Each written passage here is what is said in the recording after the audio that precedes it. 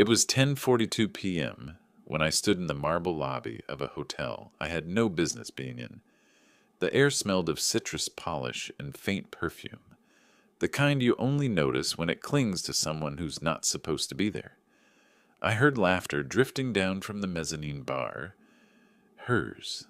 I knew that laugh better than my own breath. It cut through me, sharp and unmistakable. She was supposed to be working late, buried under spreadsheets at the office. Instead, my wife was here, and I was about to learn exactly how many Thursdays I had been living a lie. This isn't some movie scene. This isn't fiction. It's my life, my marriage of 11 years collapsing in the span of a single, too familiar laugh echoing through a hotel wall. I need you to understand how we even got here, because I didn't just stumble into this lobby looking for ghosts. It started with something so small it barely registered at first. She said she had an emergency meeting on a Thursday night. Fine, it happens. But when I went to bring her dinner, a simple gesture, nothing dramatic, I noticed her shared work calendar had no entry. She always logged everything, even dentist appointments. That night, nothing. Blank. I brushed it off. We've all been paranoid before, right?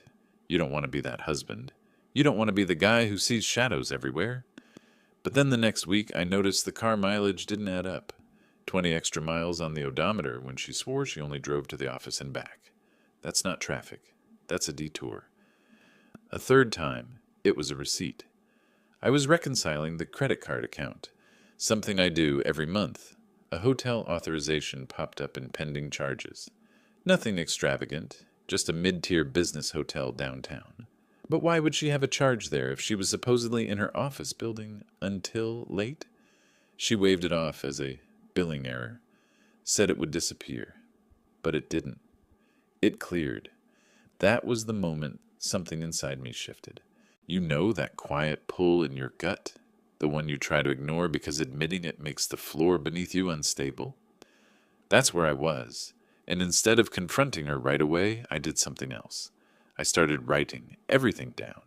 Timestamps, screenshots, notes, a quiet private log of all the little cracks no one else could see. The log became a mirror, and in it, my wife didn't look like my wife anymore.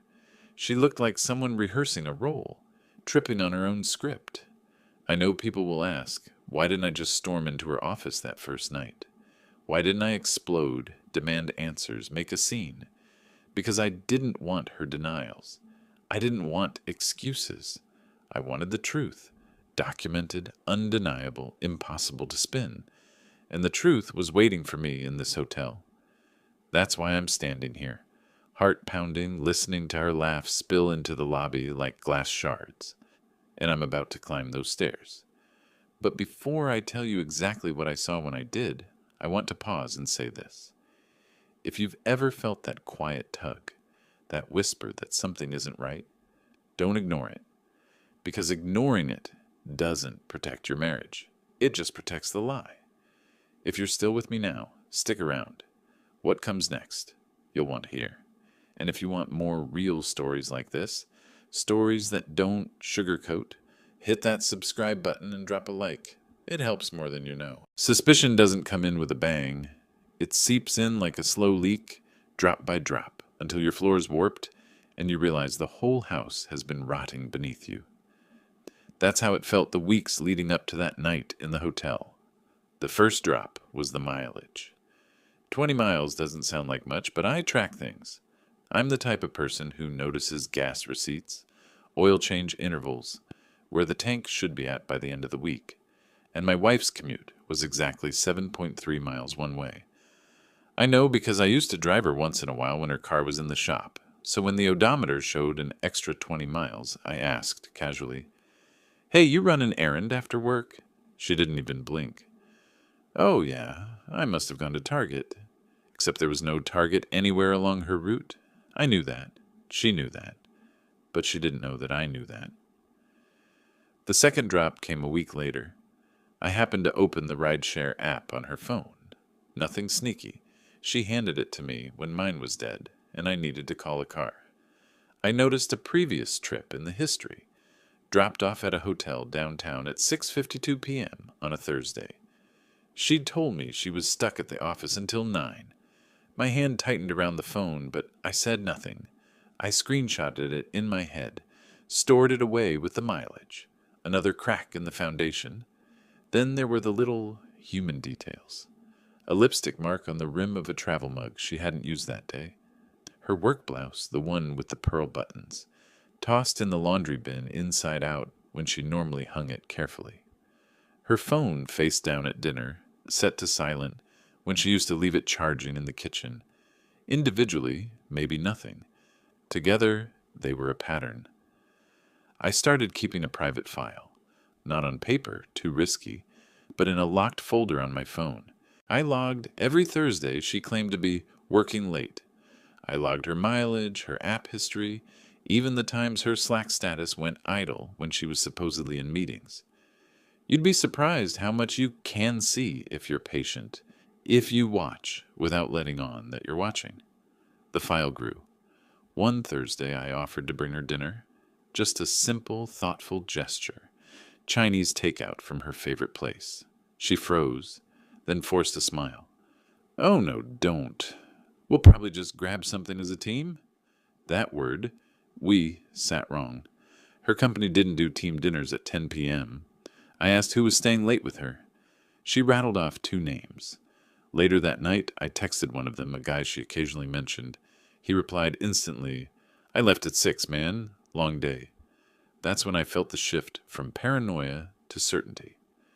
The next Thursday, I called her office at 9:30 p.m. just to hear the ring. No answer. I tried again. The security desk picked up. "Sorry, sir, the floor has been locked since 7. I remember sitting in the dark, staring at my phone screen, my heart pounding like a war drum. I could have called her right then, demanded an explanation. But I didn't, because I knew her explanation would be another lie, polished and sweet enough to sting but not break. I didn't want words. I wanted proof. And proof came in fragments. A bar receipt left in her purse. 2 drinks, 2 appetizers, time-stamped at 10:14 p.m. A hotel loyalty email that pinged our shared inbox before she could delete it, thanking her for her stay. When I mentioned it casually, she laughed it off. "That's probably spam." Spam doesn't use your full name. Each piece stacked on the last until I was standing on a mountain of doubt, high enough to see the truth clearly. And the truth was simple. Thursday nights weren't late shifts. They were rehearsals. A different kind of partnership. I didn't explode. I didn't confront. I documented. Every screenshot, every receipt, every inconsistency went into the file. I didn't know yet what I would do with it, but I knew I would need it. And while the file grew, so did my silence. I became quieter at home, almost distant. Not out of cruelty, but out of preservation. She thought she was winning, slipping by undetected. In reality, she was digging her own grave, shovel by shovel, while I counted each scoop. The night I finally booked my own hotel room, 2 floors beneath hers, it wasn't out of impulse. It was out of calculation. I had my file. I had my suspicions. Now I needed the scene, and I was ready to watch the curtain rise. By the 3rd month, my Thursday nights had turned into rituals of observation. I wasn't just a husband anymore. I was an investigator, calm and deliberate, building a case no one else even knew existed. If suspicion is smoke, then proof is fire, and I was tired of breathing in smoke. So I built a test, a controlled experiment, something that would corner her story without me raising my voice. One Thursday afternoon, I called her at 6:15 p.m., right when she usually claimed the client call ran over. My tone was casual, almost lighthearted. "Hey, I'm near your office. Thought I'd bring you dinner. Sushi?" There was a pause, just a second too long, but I caught it. Then came her voice, warm but rehearsed. "Oh, babe, that's so sweet, but you don't have to. We're ordering in as a team. Long night ahead. A team again." I let it go, said, "Okay, don't overwork," and hung up. Then I opened my laptop. Her office building had a tenant directory with a public-facing security feed In the lobby, a feature meant to reassure visitors, not catch lies. I watched the stream for 2 hours. Not once did she walk past the camera. At 8:12 p.m., I called the building's front desk and asked if someone could check for a dropped item near her company floor. The security guard looked up the access logs. "No one's been on that floor since 7, he said. She wasn't there. That was the final confirmation I needed. It wasn't paranoia anymore. It was fact. The next step was precision. I set up a cover story for myself, a supposed late client meeting followed by a last-minute hotel stay downtown. I told her I didn't want to wake her or the kids at midnight. She accepted the excuse easily, too easily, almost with relief. I booked a room 2 floors below the one I suspected she used. Not in the same wing, not in the same hallway. I wasn't reckless, but close enough to see patterns. Walking into that hotel for the first time as part of my plan, I felt a strange calm. The lobby buzzed with the muted clatter of rolling suitcases, the faint scent of carpet cleaner, the kind of background hum that makes everyone invisible.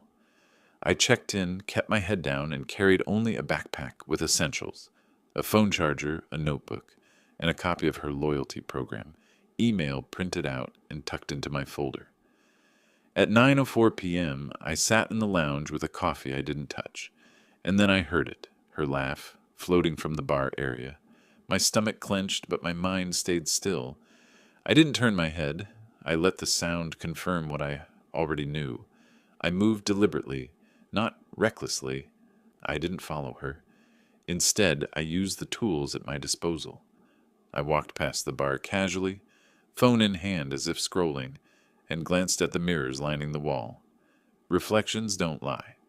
And there she was, sitting at a small round table, leaning too close to a man I recognized from her office holiday party, his jacket off, tie loosened, his hand resting far too comfortably near hers. I didn't storm in. I didn't shout. I kept walking, circled back to the elevator, and pressed my keycard to my floor. In my room, I wrote everything down. Time, 9:11 p.m. Location, hotel bar, mezzanine level. Evidence, personal observation. I recorded the ambient audio from the hallway outside the bar, a laugh track that was painfully familiar. I took a discreet photo of the man as he walked past later, reflected in the chrome panel of the elevator door. By midnight, I had a small collection of evidence. Bar receipt with his signature left behind on a table, my own notes, my audio, and a time-stamped photo. None of it was explosive alone, but together it painted a picture. That's when it hit me. I wasn't just catching a cheater. I was building a case for custody, for division of assets, for a future without gaslighting. The file wasn't about rage. It was about survival. I didn't sleep that night. I sat by the window, watching the glow of the city, rehearsing in my head what would come next. How I would hold all of this together, when to reveal it, who to show it to first. Every detail mattered now. At 7:43 a.m., I went back down to the lobby, coffee in hand, just another guest checking his messages, and there they were, stepping out of the elevator together. She was in yesterday's blouse, hair tied back in a messy knot, laughing at something he said. I didn't speak. I didn't move. I just watched. And in that silence, I realized something. The real power wasn't in the confrontation. It was in the preparation. She thought she was in control, thought she was orchestrating her own little stage play. But I was the one holding the script now. The scene was set. The curtain was ready to rise. The hardest part wasn't hearing her laugh through the bar walls. It wasn't seeing her reflection in the mirrored chrome of an elevator door, leaning close to a man who wasn't me. The hardest part was staying still when every nerve in my body wanted to explode. I kept reminding myself, oh, emotion is noisy, but proof is quiet. If I lost my composure, I'd lose everything. So I became methodical. That Thursday night, I positioned myself not as a husband, but as a witness. I walked the corridors like a guest looking for ice, phone casually in hand. Hotels have their own symphony of sounds if you pay attention. The hum of vending machines, The click of keycards sliding, the muffled thud of footsteps through carpet. I knew her gait. I'd memorized the rhythm of her steps long before I memorized her lies. And when I heard it outside room 1016, paired with the deeper, heavier stride of a man, my chest tightened. I didn't rush. I didn't knock. Instead, I lingered by the ice machine, phone angled just enough to record ambient audio. The mic caught the door beep. The laughter, the low voices fading as the latch clicked shut. A timestamp embedded itself automatically in the file. 10:07 p.m. Thursday. Proof, not speculation, proof. I walked back to my room, sat down at the desk, and wrote the line in my notes. 10:07 p.m. Both entered room 1016. Confirmed by audio, timestamped.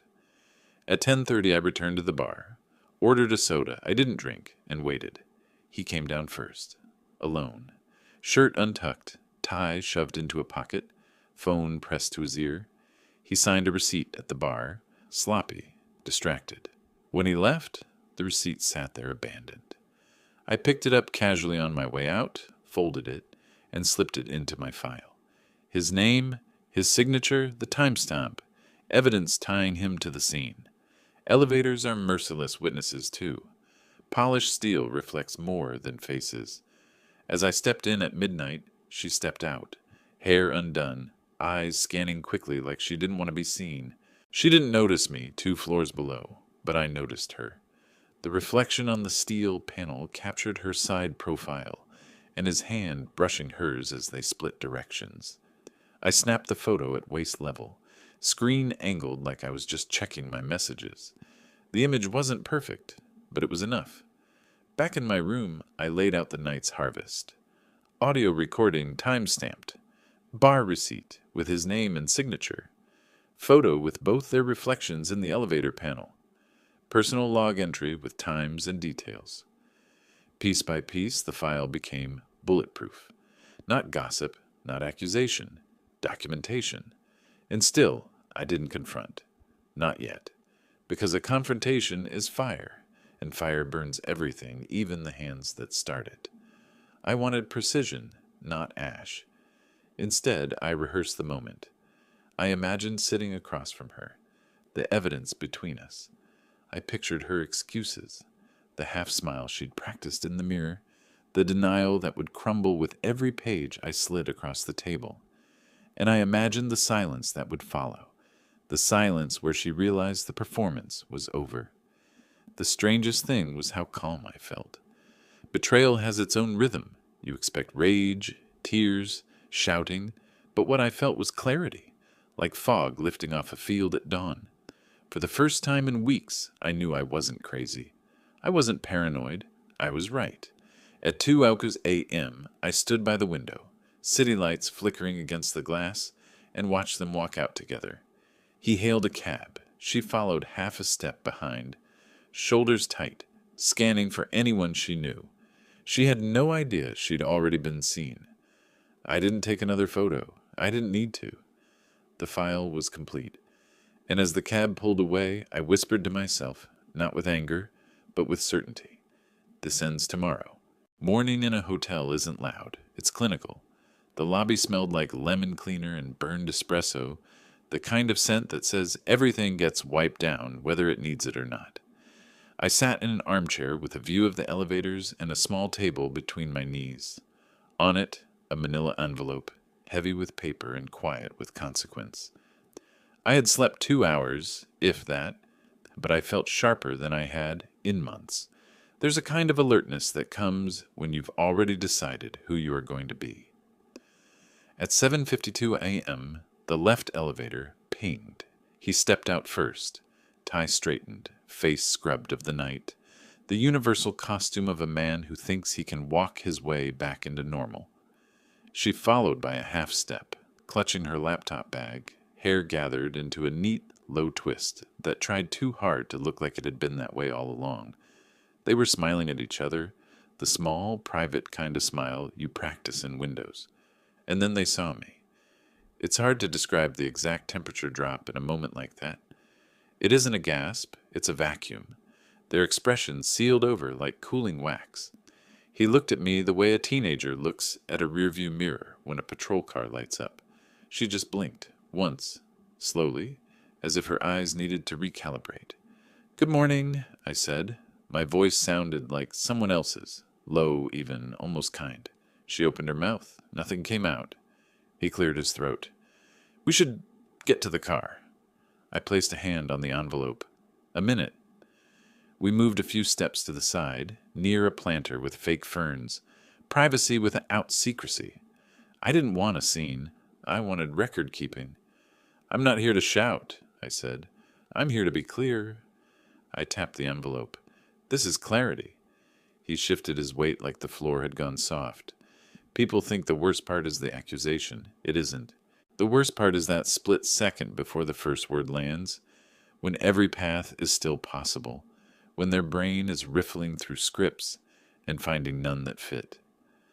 I slid the envelope open and removed a single sheet first. The bar receipt, his signature slashed across the bottom, time-stamped to the minute. I laid it on the table. Then a printout of the hotel loyalty email addressed to my wife. "Thank you for your stay." Next, a page of my notes. Just times and places. No adjectives, no color. The audio file I kept on the phone, cued to the key beep and the latch, sat face down beside the papers, like a last card I didn't need to play, his jaw set. "You can't record people."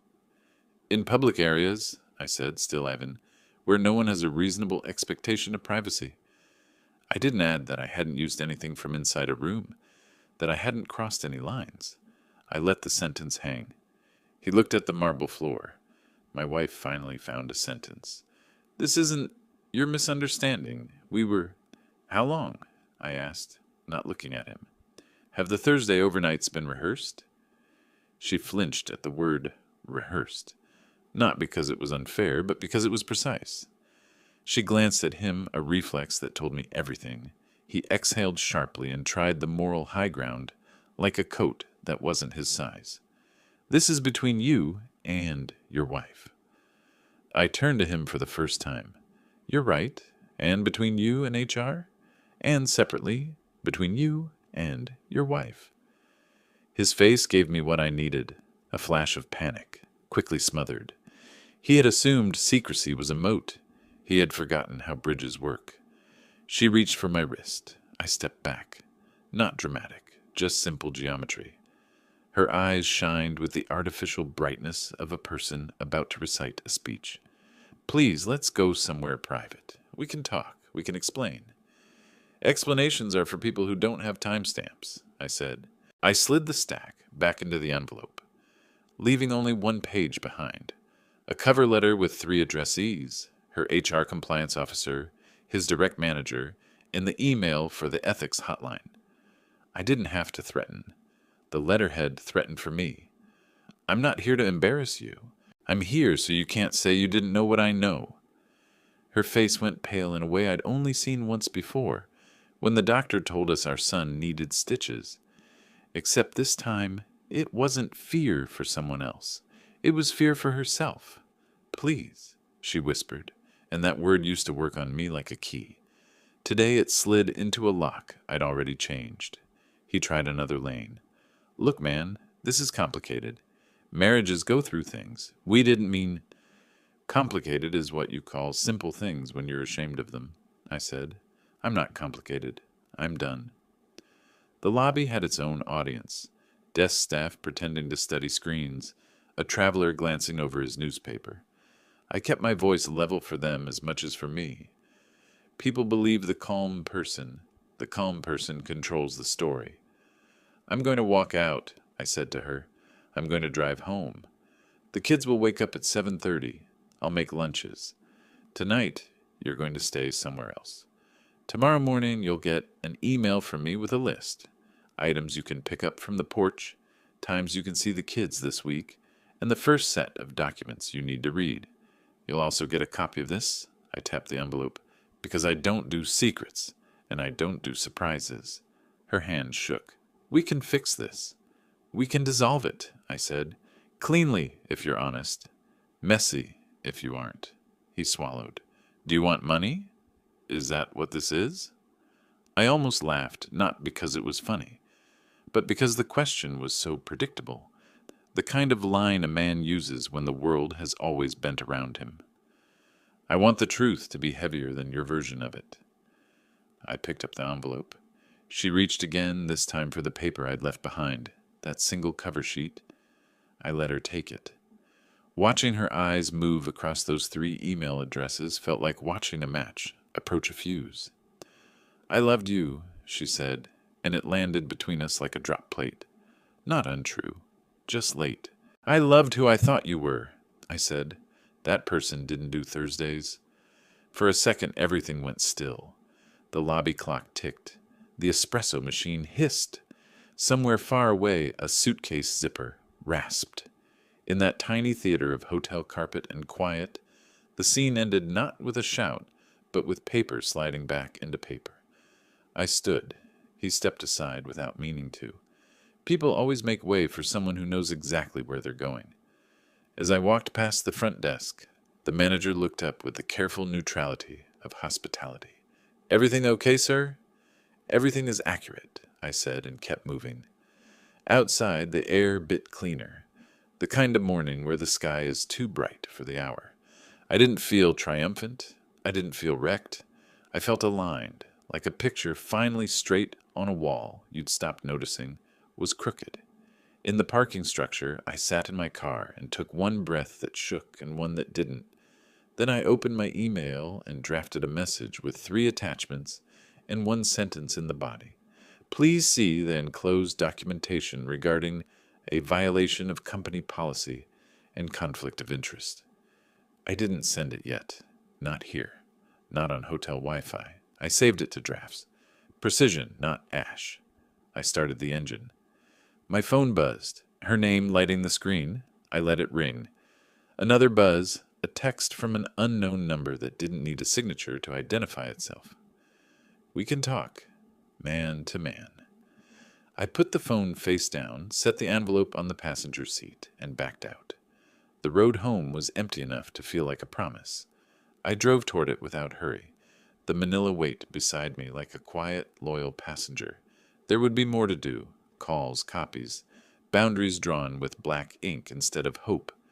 But the performance was over, the audience had left, and I was the only one carrying the script now. Silence in a marriage doesn't come all at once. It leaks, drip by drip, like a faucet you keep meaning to fix. That night, when I walked back into my own kitchen after the hotel, silence wasn't just present. It had moved in, unpacked its bags, and taken the biggest chair at the table. The kids were finishing dinner, plates half full, cartoons murmuring from the living room. I slipped into the role like muscle memory, asked about school, signed a form, poured milk. Normal, completely normal, except for the envelope on the passenger seat of my car outside, still radiating like a hot coal. She came home later than I told her she should. Keys jingling, heels clicking, voice pitched just right for the audience she thought she still had. "Hey, sorry, traffic was a mess." She kissed the kids' heads, kissed the air near my cheek, sat down as though the world hadn't shifted under her. I didn't flinch. I didn't break character. That's the advantage of knowing you're in the last act. You stop worrying about rehearsal. After bedtime, she lingered in the hallway, folding laundry that didn't need folding.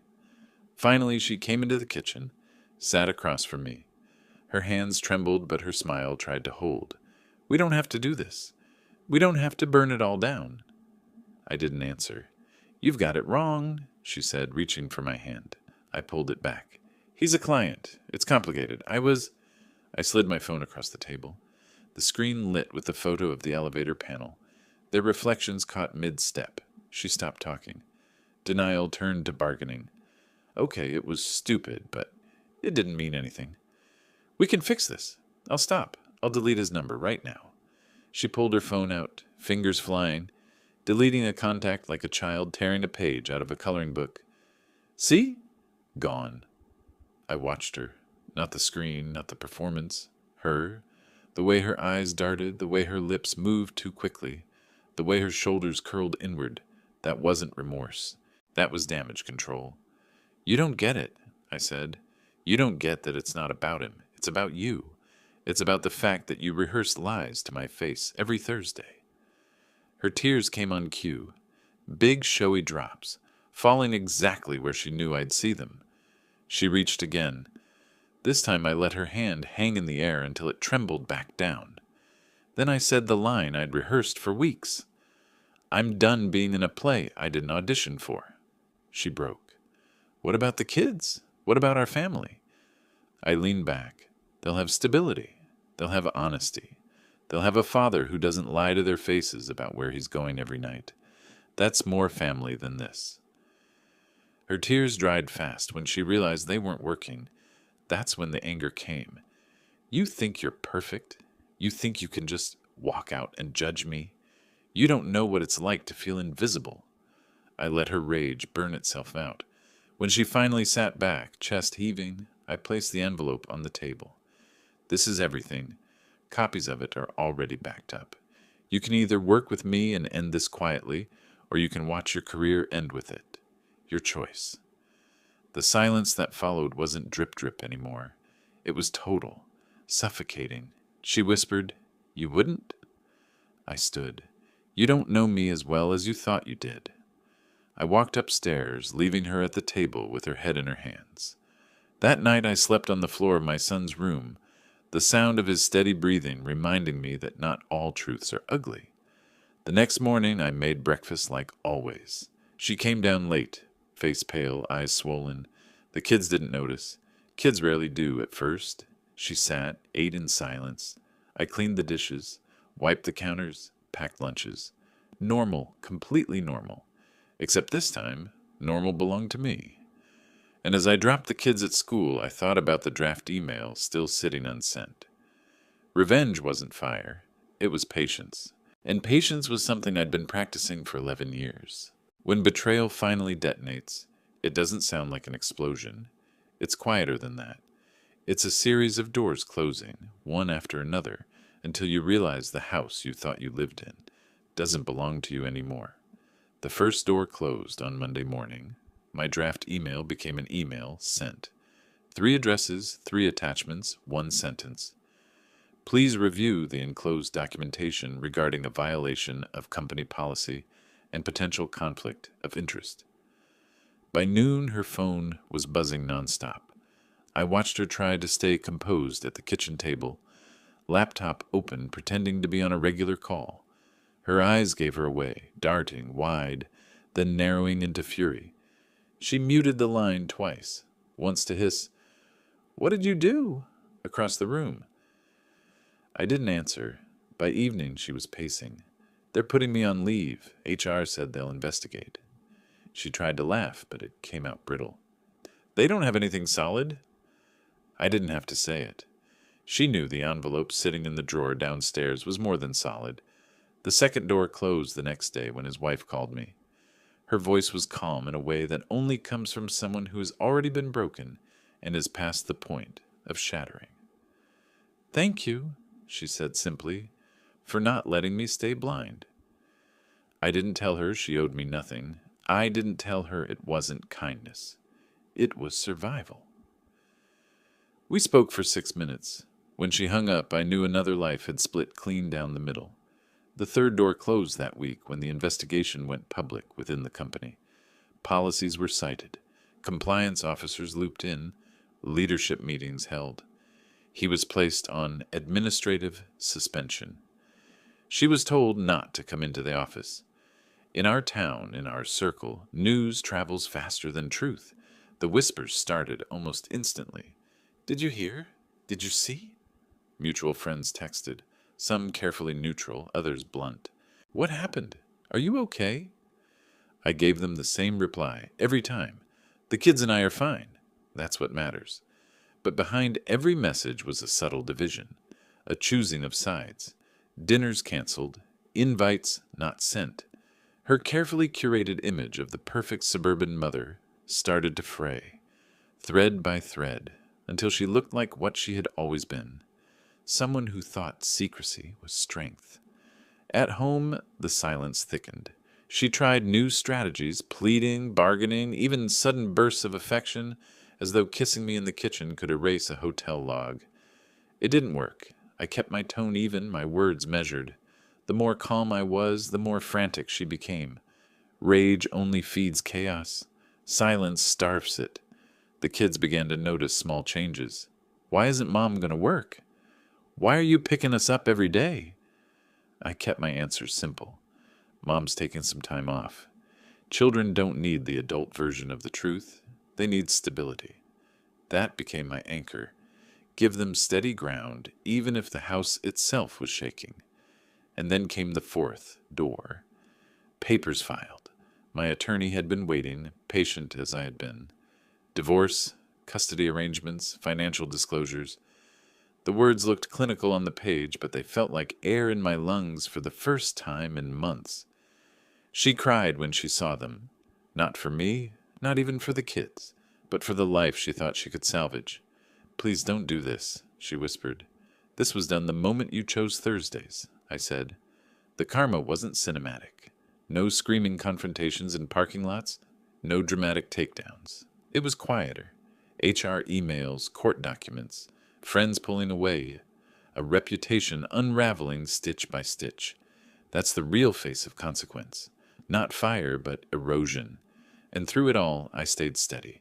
I cooked dinners. I packed lunches. I signed permission slips. Stability became my weapon, my shield, my victory. By the time the week ended, the whispers had grown into open knowledge. Her colleague's wife had filed for divorce. He moved into a rented apartment near the interstate, stripped of his title and his office key. She sat in our living room, scrolling endlessly, watching as her world shrank. And me? I sat with the kids, reading bedtime stories, letting their laughter fill the spaces she had hollowed out with lies. Revenge didn't feel like satisfaction. It felt like balance restored. And yet even as the dust began to settle, I knew there was still one more door to close. The thing about endings is they rarely announce themselves. They don't arrive with thunder or fireworks. They creep in, slow and steady, until one day you wake up and realize the weight you've been carrying is finally gone. Weeks passed after the fallout. Papers were signed, accounts divided, visitation schedules inked in black and white. Lawyers became the translators of a marriage that had once needed no words. Every meeting, every form, was another nail in the coffin of what we used to be. And still, through it all, I stayed steady. The kids adjusted quicker than I thought they would. Children bend before they break. They laughed at dinner, fought over toys, asked the kinds of questions only kids ask. Who's picking me up Friday? Can we still go to Grandma's? Stability. That was my promise, and I kept it. She moved into an apartment across town, modern, sterile, all white walls and rental furniture. She tried to decorate, but it looked like a stage set, something meant to be seen, not lived in. We exchanged the kids at neutral places, coffee shops, parking lots, the front steps of the school. No scenes, no shouting. Just a passing of backpacks and jackets, like two actors who no longer believed in the play they were performing. Her career never recovered. HR's investigation ended with a neat phrase, breach of policy. He resigned quietly, his office stripped of nameplates. Rumor had it he lost his marriage settlement and a promotion in the same week. The circle of friends who used to praise their dedication to work now whispered about betrayal and scandal. Karma doesn't knock loudly. It just sits in the corner, patient, until everyone notices. For me, karma wasn't revenge. It was permission to leave the past where it belonged. One Thursday night, because irony has a sense of humor, I found myself back at the same hotel. Not for her, not for them, for me. My lawyer had booked a conference room there to finalize the closing on a new house I'd bought. A clean start. The lobby hadn't changed. Same citrus polish in the air, same marble floors, same faint hum of suitcase wheels over tile. I stood in the same spot where I'd first heard her laugh echo down the hall. Back then that sound had gutted me. Now it was just a memory, faint and powerless. When the elevator doors opened, I half expected to see them again, her hair undone, his tie loosened. But the car was empty, just a mirrored panel reflecting me. Not a broken husband, not a man holding evidence in his pocket, but someone free. Upstairs, I signed my name on dotted lines. The lawyer shook my hand. Papers slid into a folder, and that was it. No applause, no tears, just closure in black ink. Walking back through the lobby, I glanced once at the clock on the wall. 10:42 p.m., the same time I had stood there months ago, listening to a laugh that ended my marriage. Now, at the exact same time, I was leaving with something else. Proof that endings aren't always destruction. Sometimes they're just doors opening somewhere new. Outside, the night air was cool, crisp, and empty of echoes. I took a breath. No weight pressed against my chest. No lies lingered in the corners. Just quiet. Real quiet.